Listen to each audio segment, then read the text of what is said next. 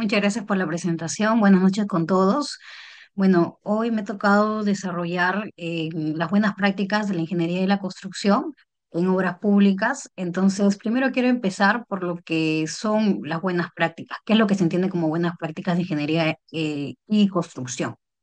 Entonces, las buenas prácticas de ingeniería y construcción son métodos, conjunto de pautas, modelos que han sido desarrollados a nivel internacional. Y su propósito es que justamente se conduzca la ejecución de los proyectos de manera más eficiente, ¿ya? En precio, plazo, costo y también ya tecnología, ¿no? Ya hablando ya de tecnología. Entonces, em, ¿cómo identifico una buena práctica, no? Porque no todo lo que vamos a ver va a ser considerado buena práctica. Y también para objetivizar lo que es buena práctica, porque a veces cuando hablamos de buena práctica tiende a ser muy subjetivizado. Y para calificar a lo que es una buena o mejor práctica, esta práctica debe estar suficientemente probada mediante un uso y o validación extensiva en la industria y que generalmente aplicaría un contratista experto con la diligencia ordinaria debida en la industria. Entonces, estas buenas prácticas o mejores prácticas para que sean, digamos, para que tengan un carácter objetivo, tienen que estar dentro de estándares, de guías, de protocolos, pero también de reglas del arte o costumbres del sector de la construcción. Ejemplo de estas buenas prácticas que son reconocidas a nivel internacional, tenemos, por ejemplo, a la PMI, ya que justamente es la que formula, ¿no? El PMBOK y recoge buenas prácticas de gestión de proyectos, ¿ya? En diferentes áreas de conocimiento del proyecto, ¿no? Como por ejemplo integración, alcance, cronograma, costos, adquisiciones, ¿no? Y demás.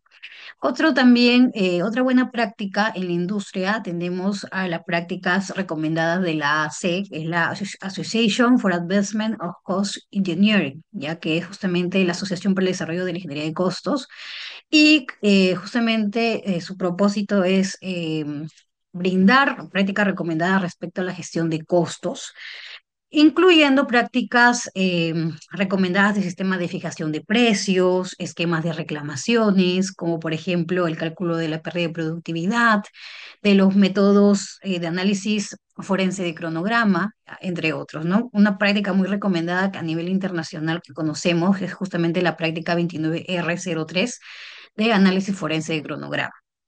Otra buena práctica también que es conocida es justamente el protocolo de Delay and Disruption de la Sociedad de Derecho de la Construcción de Londres, que justamente regula las metodologías de análisis de retraso, cronograma, ruta crítica y también aplicables para diferentes tipos de reclamaciones.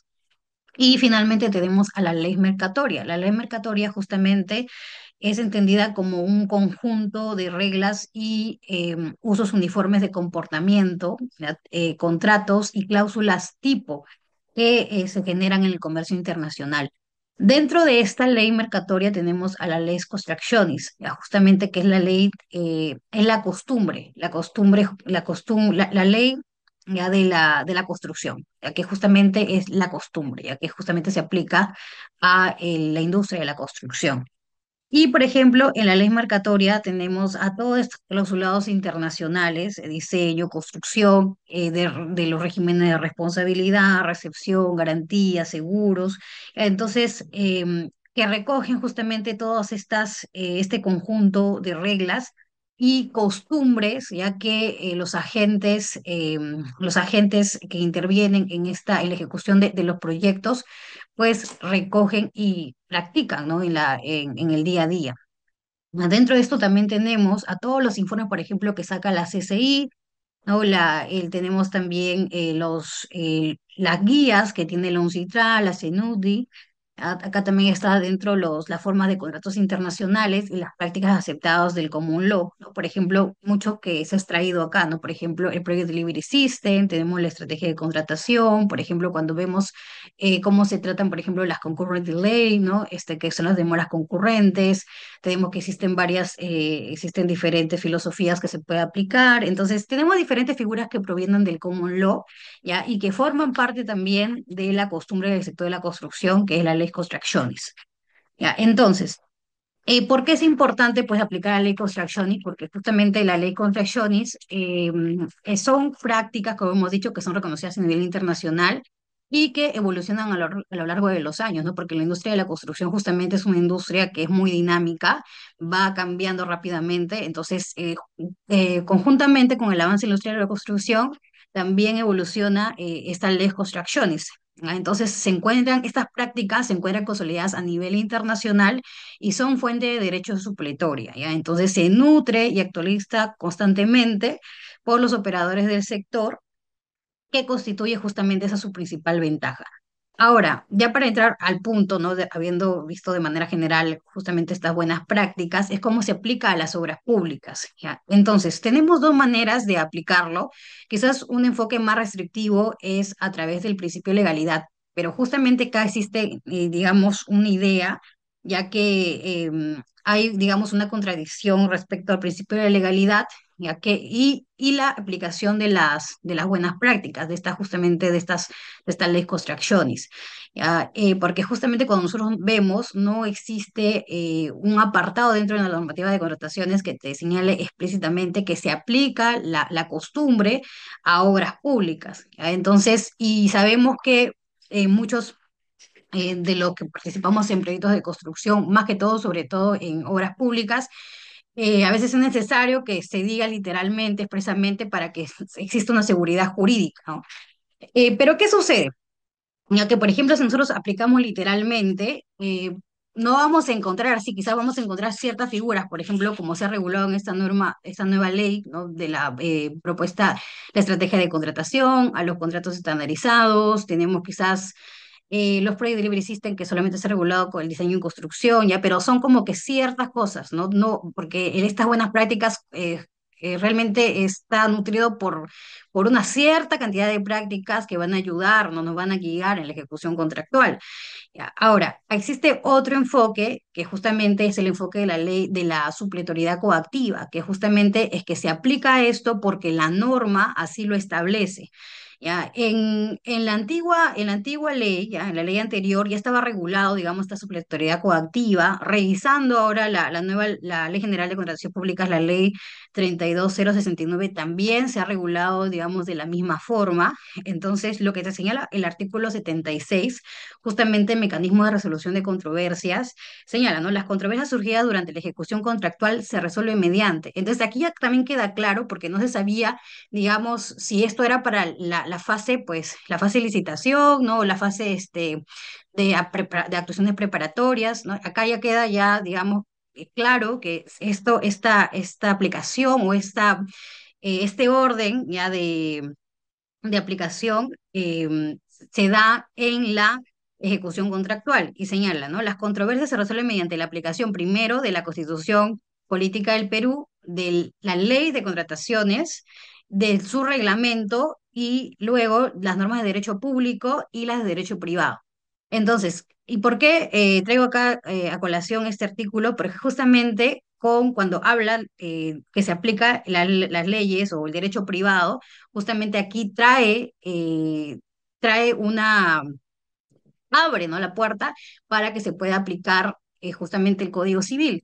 Entonces, el Código Civil establece ya, en diferentes apartados ah, de su cuerpo normativo, por ejemplo, el artículo que es noveno del título preliminar, que señala que las normas del Código Civil son supletorias dentro de las relaciones y situaciones jurídicas reguladas por otras leyes.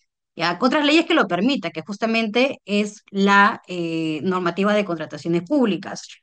¿Y dónde digamos, se integra ya estas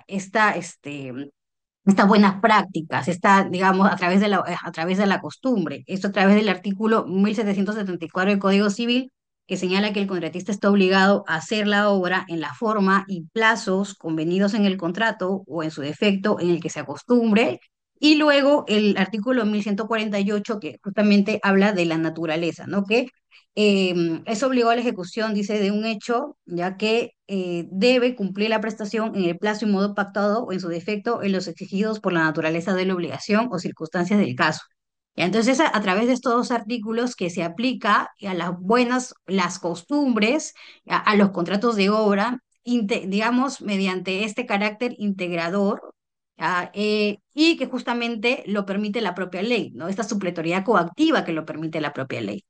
¿Y por qué es tan importante esto? Esto es importante porque no, como estas leyes evolucionan tan rápido, entonces no todo lo vamos a encontrar escrito, ¿ya? Entonces, como no todo lo vamos a encontrar escrito, es necesario que sí exista una puerta en la norma para que pueda aplicarse en momentos en que no tenemos esas herramientas para resolver algún caso particular en la ejecución del proyecto. Ya, no sé cómo estoy con la hora, no sé si me puedes ahí, por favor, ayudar con eso. Me faltan unos minutitos más, doctora, ya puede ir Ya, cerrando. ya, ok, ok. Entonces, solamente para cerrar, y algo que rescato es que justamente en el reglamento, que ahorita está en proyecto, que es de la ley 32069, ya, en el artículo 235, sí se ha introducido la aplicación de estas buenas prácticas, ya, en los proyectos, ya, pero solamente para contratos estandarizados, ¿no? Y señala 235.5, para tomar decisiones durante la ejecución contractual se tome en cuenta en lo que corresponda las buenas prácticas nacionales e internacionales que involucran el trabajo conjunto entre las partes para la obtención de soluciones para el proyecto y el cumplimiento de la finalidad del contrato. Entonces, expresamente así establecido, la ley, digamos, de las buenas prácticas, la ley Construcciones, está integrado ya con el principio de legalidad mediante la 235. Pero, a ver, considero ya, después de haber justamente hecho todo este análisis, es que esto se debe expandir no solamente para obras públicas u obras que están regidas bajo los contratos estandarizados, sino también para todas las obras públicas, porque justamente, como he comentado aquí, las obras públicas son dinámicas, entonces no podemos quedarnos con un grupo, digamos, o un cuerpo estático, ya. Que justamente como son tan dinámicas, tan complejas, vamos a encontrar situaciones que son desafiantes y que van a ser necesarias que se apliquen estas buenas prácticas. Debe haber una puerta, digamos, debe haber un mecanismo para que se pueda aplicar a estas buenas prácticas, que realmente su finalidad va a ser que justamente se mejore el desempeño y la eficiencia de las obras públicas. Bueno, con eso cierro. Doctora, perfecto. Muchísimas gracias por su disertación y sus comentarios. Ahora vamos a dar apertura a la siguiente fase, que sería las conclusiones de los temas tocados en esta noche. Siendo con ello, invito a la doctora Karin Molina, quien fue la primera en tocar su tema de esta noche con respecto a los contratos NEC, si podría dar sus conclusiones con respecto a dicho tema. Doctora Karin Molina, estaremos presentes para escucharle. Perdón, estaba con el mute. Sí, bueno, mis conclusiones con el contrato NEC es que es un contrato con herramientas muy colaborativas, como las que mencioné en la primera parte, eh, que no es un contrato perfecto, sin embargo tiene herramientas innovativas para nosotros, que ya estamos adoptando bajo la ley de contrataciones con el Estado. Pero lo importante para el éxito de un proyecto, como todos creo que lo han escuchado en algún momento, es em, el buen manejo y el buen entendimiento de cada una de las figuras del contrato. Y las personas que manejan el contrato, que gestionan el contrato, entienden las herramientas, entienden cuál es la finalidad de las herramientas y entienden el propósito del contrato NEC que es cooperativo. Eso es lo que va a ser el éxito del proyecto, no el contrato del NEC. El NEC puede ser muy bueno, pero si nosotros a través de las cláusulas Z lo estamos modificando, o no entendemos este espíritu colaborativo en la práctica, entonces no va a ser un contrato realmente eficaz para el proyecto.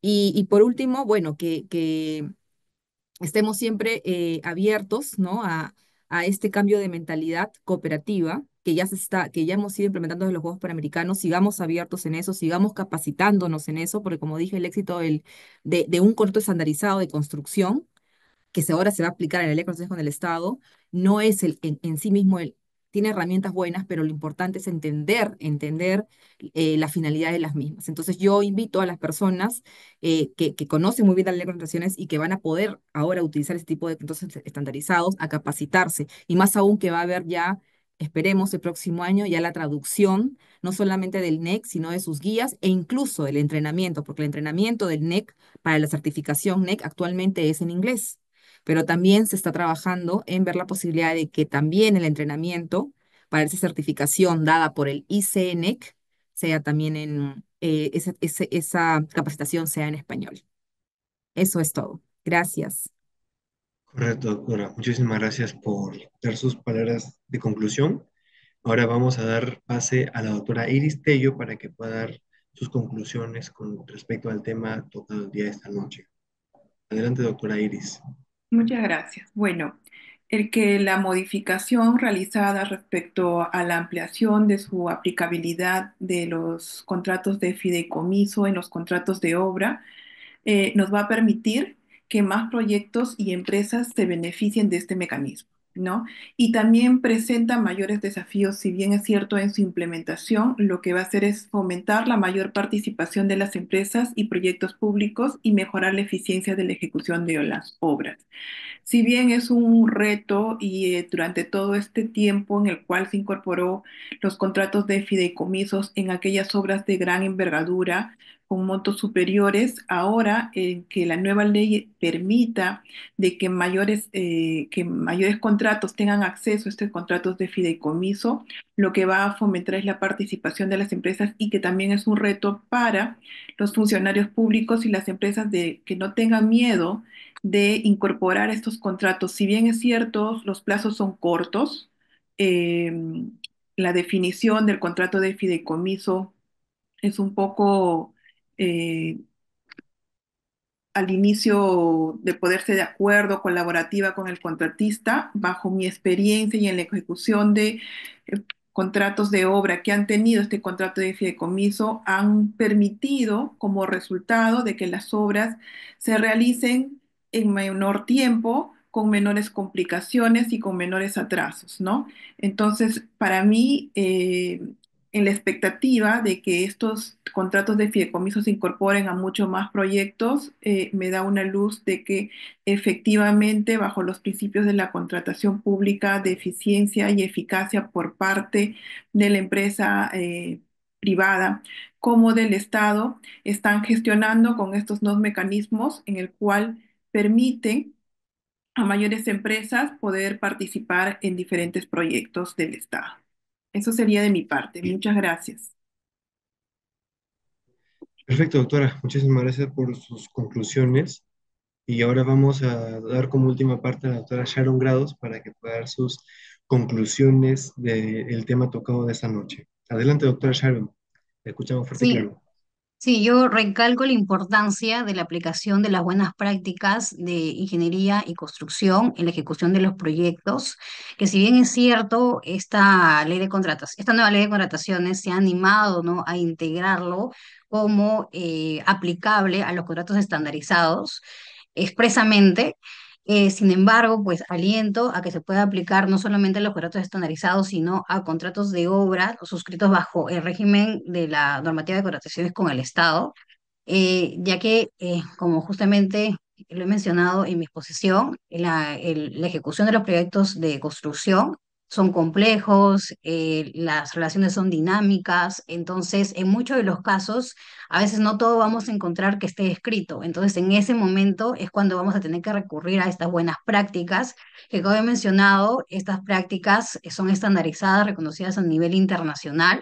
Entonces, y que justamente expertos ya, en esta rama eh, saben cómo aplicarla, cómo utilizarla, pero es necesario que para tener una mayor seguridad jurídica y no tener, digamos, ese temor a aplicar, por ejemplo, ahorita con los que le he explicado, hacer una interpretación integrativa, que a veces eso se puede poner mucho en discusión, ya cuando vamos a tratar de aplicar estas buenas prácticas. Entonces, para que quede más claro, para ya no seguir haciendo, digamos, esta interpretación integrativa que quizás puede llevar a controversias, ¿no? Porque justamente es una interpretación que vamos a hacer, que quede claramente establecido en la normativa, así como se ha colocado ahora en el artículo 235 para todo lo que es el régimen general, ¿no? De obras públicas.